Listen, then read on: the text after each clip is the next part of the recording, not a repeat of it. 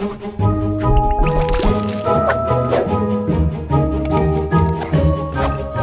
taken 3 families who we would classify as very busy, heavily scheduled families, and we've brought Carl in to slow them down. So he's our slow coach.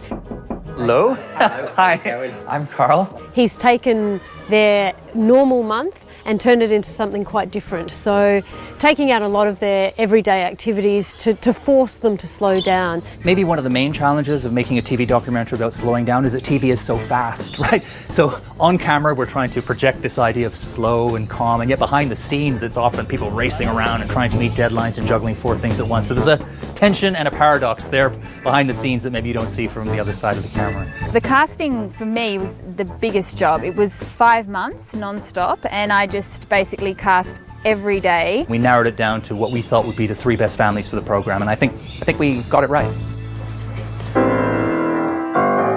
Frankie, what's wrong? Honestly, can you please play where you're supposed to? Frankie. It's not an easy thing, I think, being on camera. I've always been aware that my methods may not suit everybody, especially in Australia, being a more laid-back country, I suppose. At times it felt a little bit uncomfortable realising that other people are going to see this and going to criticise and judge. Good. It's an ABC documentary, so they don't get paid. So you have to be happy enough to invite a film crew into your house for 6, 7, 8 weeks to rearrange their lives, to be exposed, to the public, their relationships between each other, all of those things. Is this your typical morning? This is calm-ish, but yeah, it gets frantic. It gets crazy. I was a bit deer in headlights at the beginning of it because I'm not used to having a camera on me like that. So, and it's only afterwards people go, no makeup on? I'm like, no makeup. But then I sort of think, oh God, what am I going to look like in that shot? But I don't really care. We're used to running with the rev meter on the red line. This is just going to back it off a little.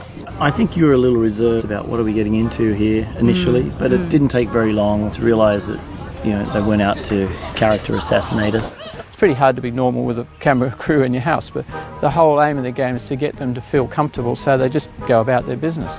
You have to be very responsive, always listening, aware of the story, and you work closely with the director, but then once things are happening, you're really on your own devices. You just have to capture it as it's happening. I guess we've all sort of guided each other in terms of the shape of the experiment and how we deliver it to the families and how we enforce it and where we've kind of tweaked it along the way. Brace yourselves, this is going to be tough. Because this was such a new adventure for me, I didn't really have very clear expectations of what would come from the show. I hoped that my slow message would sink in for all 3 families. There's so many variables you can't control in a social experiment like this. So I guess I just wanted everybody to have fun and maybe learn something along the way. Oh my God, it's running, I want to be there, I need to watch. You can watch from here though, okay? Mum, I need you to cheer. Carl's very opinionated. Well, obviously he's done research on the topic and he feels strongly about it. So yeah, we butted heads a little bit. With a smile on the camera, but we didn't agree often. Spin it goes, spin it goes. Oh yeah. The whole thing did affect me as a parent, and there's quite a few elements that I want to institute into my own family. It's so easy to get caught up in being busy and everyone rushing around with very separate lives, even within one family. So it made me ponder the way we live.